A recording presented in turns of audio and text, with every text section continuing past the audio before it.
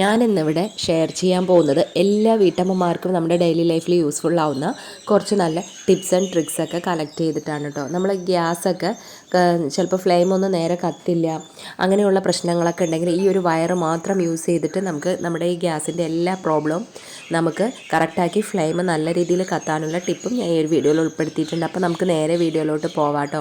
അപ്പോൾ നമ്മുടെ രാവിലത്തെ കുക്കിംഗ് എല്ലാം കഴിഞ്ഞ് കഴിഞ്ഞാൽ തന്നെ നമ്മുടെ ഗ്യാസ് സ്റ്റൗവിൻ്റെ അവസ്ഥ ഇതായിരിക്കും. മൊത്തം എണ്ണമയും ഒക്കെ ആയിട്ടുണ്ടാകും. ചിലപ്പോൾ ചോറൊക്കെ വെച്ചിട്ടുണ്ടെങ്കിൽ ചോറ് തിളച്ച് പോയിട്ടും ചായ തിളച്ച് പോയിട്ടും അങ്ങനെയൊക്കെ അതിനകത്ത് ഇതിപ്പോൾ എൻ്റെ ഗ്യാസിൽ പോവുകയാണെന്നുണ്ടെങ്കിൽ തിളച്ച് പോവുകയാണെന്നുണ്ടെങ്കിൽ ശരിക്കും ഇതിനകത്തേക്ക് പോകാറൊക്കെ ഉണ്ട്.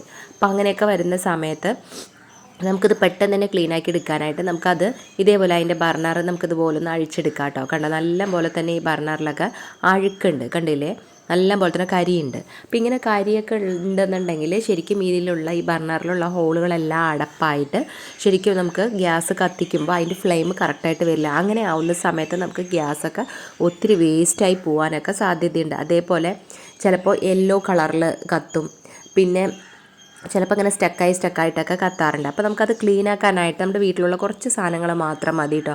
ഇതേപോലെ ഒരു ടേബിൾ സ്പൂണോളം ബേക്കിംഗ് സോഡയും അതേ അളവിൽ തന്നെ ഞാൻ പൊടിയുപ്പും കൂടെ ചേർത്ത് കൊടുക്കുന്നുണ്ട്. എന്നിട്ട് വിനാഗിരി യൂസ് ചെയ്യണമെന്നുണ്ടെങ്കിൽ വിനാഗിരി യൂസ് ചെയ്യാം, അല്ല എന്നുണ്ടെങ്കിൽ ലെമൺ ഉണ്ടെങ്കിൽ ലെമൺ യൂസ് ചെയ്യാം കേട്ടോ. എൻ്റെ അടുത്ത് ശരിക്കും വാടിയിട്ടുള്ള നമുക്ക് ശരിക്കും യൂസ് ചെയ്യാൻ പറ്റാത്ത രീതിയിലുള്ള ഒരു ലെമൺ ഇതുപോലെ ഉണ്ട്. അപ്പോൾ അതിൻ്റെ നീര് ഞാൻ ഈ ഒരു ഇതിലേക്ക് നല്ലപോലെ ഒന്ന് ആക്കി കൊടുക്കുന്നുണ്ട് കേട്ടോ.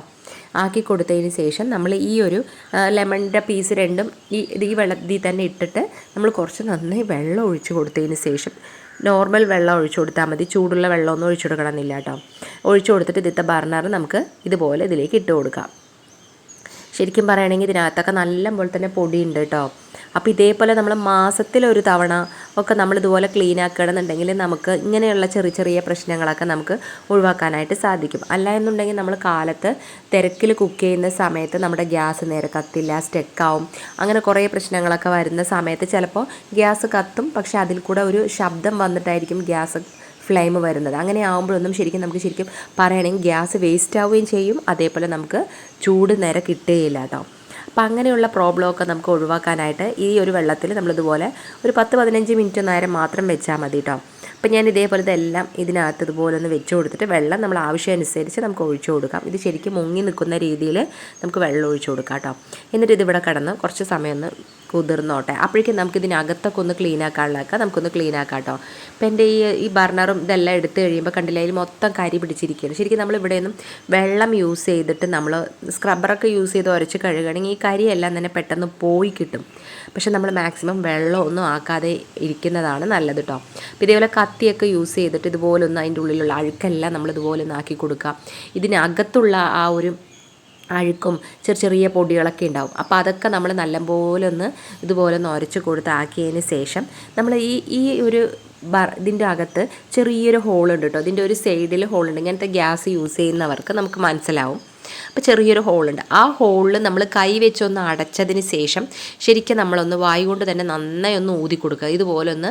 നമ്മൾ ഇതുപോലെ ഒന്ന് കണ്ടില്ലേ, ഈ ഒരു ഭാഗത്ത് ചെറിയൊരു ഇതുണ്ടാവും, ഹോളുണ്ടാവും. അത് ശരിക്കും പറഞ്ഞാൽ അത്രയും ഭയങ്കര തിന്നായിട്ടുള്ളതാണ് കേട്ടോ. നമുക്ക് പെട്ടെന്നൊന്നും കാണില്ല. അവിടെ ഇതുപോലെ കൈ കൊണ്ടൊന്ന് ആക്കി കൊടുത്തിട്ട് നമ്മൾ ശരിക്കും ഇതുപോലെ നന്നായി ഒന്ന് ഊതി കൊടുത്താലും മതി. അല്ല എന്നുണ്ടെങ്കിൽ നമ്മൾ വല്ല PVC പൈപ്പൊക്കെ ഉണ്ടെന്നുണ്ടെങ്കിൽ അത് യൂസ് ചെയ്തിട്ട് നമ്മളിതുപോലെ ഒന്ന് ഊതി കൊടുത്താലും മതി കേട്ടോ. അപ്പോൾ പൊടികളെല്ലാം ശരിക്കും പുറത്തേക്ക് വരും. അപ്പോൾ നമ്മൾ ഈ ഹോള് കൈവച്ച് അടയ്ക്കുമ്പോൾ അതിനകത്തേക്ക് ഈ പൊടി പോവുകയില്ല കേട്ടോ. അങ്ങനെ ഇത് മൂന്നും നമ്മൾ ഇതേ ഒരു രീതിയിൽ നമ്മൾ ആക്കിയെടുത്തതിന് ശേഷം അതിലത്തെ പൊടികളെല്ലാം നമ്മൾ തട്ടിക്കുടഞ്ഞെടുത്തതിന് ശേഷം ഇതേപോലെ വയറുണ്ടാവുമല്ലോ, ഈ വയറിൽ നിന്ന് നമ്മളിതുപോലെ കട്ട് ചെയ്ത് കഴിഞ്ഞാൽ ഇതേപോലെ വയറിനകത്തുള്ള ഒരു ഇത് കിട്ടും നമുക്ക്. അപ്പോൾ ഇതിനെ നമ്മളിതുപോലെ ഒന്ന് കട്ട് ചെയ്തെടുക്കുക കേട്ടോ. ഇതുപോലെ കട്ട് ചെയ്തെടുത്തിട്ട് നമ്മൾ ഇത് ശരിക്കും ഈ ഹോളിനകത്ത് നമ്മൾ ഇതുപോലെ ഒന്ന് ഇട്ട് കൊടുക്കുക. കുറച്ച് സമയം ബുദ്ധിമുട്ടാണ്, നമുക്ക് കുറച്ച് ശ്രദ്ധയോടുകൂടി ആക്കുകയാണെന്നുണ്ടെങ്കിൽ പെട്ടെന്ന് തന്നെ ആ ഒരു ഹോളിനകത്തേക്ക് കയറിക്കഴിഞ്ഞാൽ മാക്സിമം നമ്മൾ നല്ലപോലെ ഉള്ളിലേക്ക് ഇതൊന്നും ആക്കി കൊടുത്തു കഴിഞ്ഞാൽ ഉണ്ടല്ലോ അതിനകത്തുള്ള ചെറിയ പൊടിപടലങ്ങളെല്ലാം തന്നെ പോയി ക്ലീനായി കിട്ടും. ഇങ്ങനെ ക്ലീനാക്കി എടുക്കുകയാണെന്നുണ്ടെങ്കിൽ ഉണ്ടല്ലോ നമുക്ക് നമ്മൾ ഫ്ലെയിം ശരിക്കും ഗ്യാസ് വരുന്നത് ആ ഒരു ഹോളിൽ കൂടെയാണ് ഗ്യാസ് വരുന്നത്. അപ്പം നമുക്ക് അതിനകത്ത് എന്തെങ്കിലും ഇപ്പോൾ നമ്മൾ പുതിയ സിലിണ്ടറൊക്കെ വെച്ച് കഴിഞ്ഞാലും ചിലപ്പോൾ നമുക്ക് ഇതേപോലെ പൊടിയൊക്കെ വരാൻ സാധ്യതയുണ്ട്. അപ്പോൾ ആ ടൈമിലൊക്കെ നമ്മൾ ഇതുപോലെ ഒന്ന് ചെയ്ത് കൊടുത്തിട്ടുണ്ടെന്നുണ്ടെങ്കിൽ നമുക്ക് അതിനകത്തുള്ള ചെറിയ ചെറിയ പൊടികളെല്ലാം നമുക്ക് പെട്ടെന്ന് ക്ലീനാക്കി എടുക്കാനും സാധിക്കും. നമുക്ക് ഈ ഗ്യാസിലുള്ള വലിയ പ്രശ്നങ്ങൾ നമുക്ക് ഒഴിവാക്കാനും സാധിക്കും. അപ്പം നമ്മൾ ഇതേപോലെ പിന്നെ മാക്സിമം നമ്മൾ ഗ്യാസിൽ എന്തെങ്കിലുമൊക്കെ വെക്കുന്ന സമയത്ത് അത് തിളച്ച് പോവാതെ പുറത്തേക്ക് തൂകാതെ ഇരിക്കാനൊക്കെ ആയിട്ട് നമ്മൾ ശ്രദ്ധിക്കണം കേട്ടോ. നമ്മൾ പുറത്ത് അങ്ങോട്ടോ ഇങ്ങോട്ടോ നീങ്ങണമെന്നുണ്ടെങ്കിൽ നമ്മൾ ലോ ഫ്ലെയിമിലാക്കി വെച്ച് കഴിഞ്ഞാൽ തിളച്ച് തൂകുന്നത് നമുക്ക് ഒഴിവാക്കാനായിട്ട് സാധിക്കും. ഇങ്ങനെ കുറേ കാര്യങ്ങൾ നമ്മൾ ശ്രദ്ധിക്കുകയാണെന്നുണ്ടെങ്കിൽ നമുക്ക് ഗ്യാസൊക്കെ ശരിക്കും പറയുകയാണെങ്കിൽ 1 മാസം നിൽക്കുന്ന ഗ്യാസൊക്കെ ഉണ്ടല്ലോ ചിലപ്പോൾ 2-2.5 മാസത്തോളമൊക്കെ നമുക്ക് സേവ് ചെയ്യാനായിട്ടും ഒക്കെ സാധിക്കും കേട്ടോ.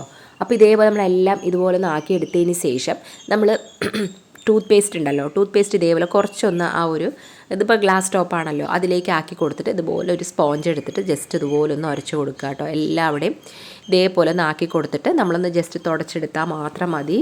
എത്ര അഴുക്ക് പിടിച്ചിരിക്കുന്ന നമ്മുടെ ഗ്യാസ് സ്റ്റൗ ആണെന്നുണ്ടെങ്കിലും ഇങ്ങനെ ഒന്ന് ആക്കിയിട്ട് നമ്മൾ തുടച്ചെടുക്കുകയാണെന്നുണ്ടെങ്കിൽ നല്ല രീതിയിൽ തന്നെ ക്ലീനായി കിട്ടുകയും ചെയ്യും. പിന്നെ ഈ ടൂത്ത് പേസ്റ്റിൻ്റെ ശരിക്കും ഓൾറെഡി അതിൽ നല്ലൊരു മണം ഉണ്ടല്ലോ, ആ സ്മെല്ലും കൂടി ആകുമ്പോൾ നല്ലൊരു മണവും കിട്ടും. അതുപോലെ നല്ല ഷൈനിങ്ങോട് കൂടി തന്നെ നമുക്ക് ഈ ഗ്ലാസ് ടോപ്പൊക്കെ നമുക്ക് ക്ലീനാക്കി എടുക്കാനായിട്ടും നമുക്ക് സാധിക്കും കേട്ടോ. അപ്പോൾ നിങ്ങൾ എൻ്റെ ചാനൽ ആദ്യമായി കാണുന്ന കൂട്ടുകാരാണെങ്കിൽ സബ്സ്ക്രൈബ് ചെയ്യാതെ കാണുന്ന കൂട്ടുകാരുണ്ടെങ്കിൽ ഒന്ന് സബ്സ്ക്രൈബ് ചെയ്ത് സപ്പോർട്ട് ചെയ്യണേ. അതേപോലെ തന്നെ അതിൻ്റെ തൊട്ടടുത്ത് കാണുന്ന ബെല്ലൈക്കണിൽ ഓൾ എന്ന ബട്ടൺ കൂടി എനേബിൾ ചെയ്താൽ മാത്രമേ ഞാനിടുന്ന വീഡിയോസിൻ്റെ നോട്ടിഫിക്കേഷനൊക്കെ നിങ്ങൾക്ക് കൃത്യമായിട്ട് കിട്ടുകയുള്ളൂ കേട്ടോ.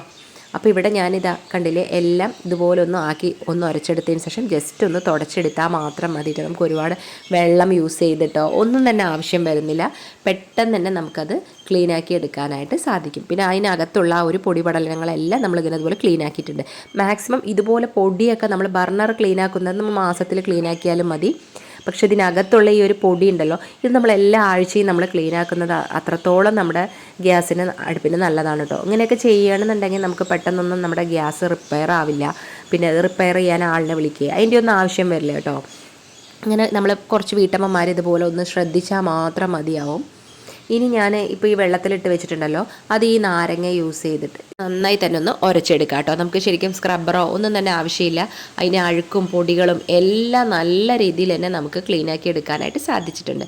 ഇനി നമുക്കിത് 3 ആക്കിയതിന് ശേഷം നമ്മളിതൊന്ന് കഴുകിയെടുത്ത് മാറ്റി വയ്ക്കാം കേട്ടോ.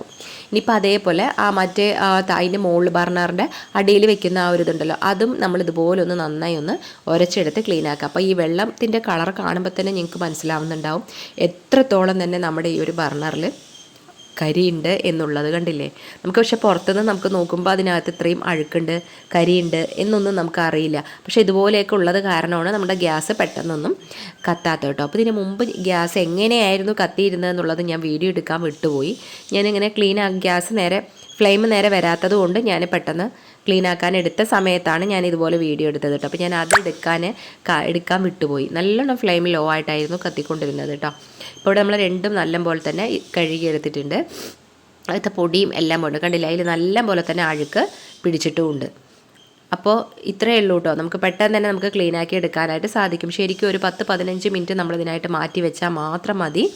അപ്പം ഇനി നമുക്കിതെല്ലാം കൂടി ഇതിലേക്ക് ഇട്ടിട്ട് നമുക്ക് ഈ ഫ്ലെയിം ഒന്ന് ഓണാക്കി നോക്കാം കേട്ടോ. നല്ല രീതിയിൽ തന്നെ നമ്മുടെ ഈ ഒരു ഫ്ലെയിം നമുക്ക് കത്തും.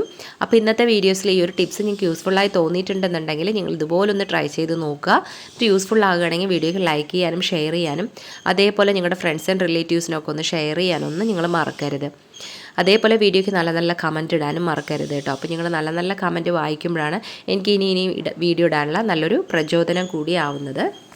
ഇപ്പോൾ കണ്ടില്ലേ നമ്മുടെ ഫ്ലെയിം എല്ലാം തന്നെ ബ്ലൂ കളറിൽ തന്നെ കത്തുണ്ട്. നേരത്തെ ഓറഞ്ച് കളറിലൊക്കെ കത്തിക്കൊണ്ടിരുന്നതാണ് കേട്ടോ. അപ്പോൾ അതൊന്നുമില്ല. പിന്നെ ഇടയിൽ ഇപ്പോൾ ഈ കത്താത്തത് നിങ്ങൾ നോക്കണ്ട, ഇതിൻ്റെ നനവും ഉള്ളത് കൊണ്ട് മാത്രമാണ് കേട്ടോ. ഇത് കുറച്ച് സമയം കഴിയുമ്പോഴേക്കും എല്ലാം ഓക്കെ ആയിക്കോളും.